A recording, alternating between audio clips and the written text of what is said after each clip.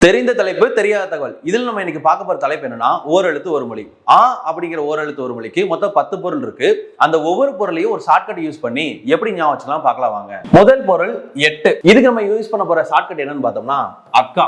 உனக்கு எத்தனை அக்காப்பா இருக்காங்கன்னு கேட்டா எனக்கு 8 அக்கா இருக்காங்க. அடுத்த சொல் 8 என்ற எண் வடிவம். இப்பதான் அக்கா அப்படின்னு ஒரு ஷார்ட்கட்டை யூஸ் பண்ணி அது 8 அப்படிங்கிறத குறிக்கிறத பார்த்தோம். இதுக்கும் அதே ஷார்ட்கட் தான். அடுத்த பொருள் அழகு.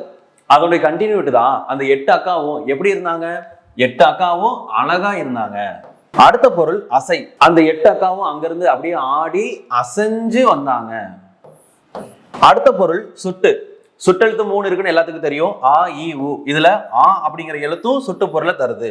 அடுத்த பொருள் சேய்மை. சுட்டெழுத்துக்கள்ல சேய்மை சுட்டுக்குரிய எழுத்து என்னன்னு பார்த்தோம்னா ஆ. இதை கொண்டுதான் இந்த சொற்கள் எல்லாம் தொடங்கப்படுது. அடுத்த பொருள் திப்பிலி.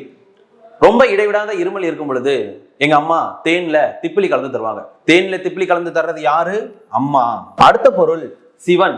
தமிழ்ல அங்கனர் அப்படின்னு ஒரு சொல்லு இருக்கு. அந்த சொல்லுக்கு என்ன பொருள்னா சிவன் அப்படிங்கிறது பொருள். கடவுள்ல சிவனே வந்துட்டாரு, அப்ப கூடவே யாரும் வந்துருவா? திருமாலும் வந்துருவாரு. இந்த திருமால் தான் யாருன்னு பார்த்தோம்னா இந்த நான்முகன். இந்த மாதிரி டெய்லி நிறைய ஷார்ட்கட்ஸ் பார்க்க போறோம். So keep in touch.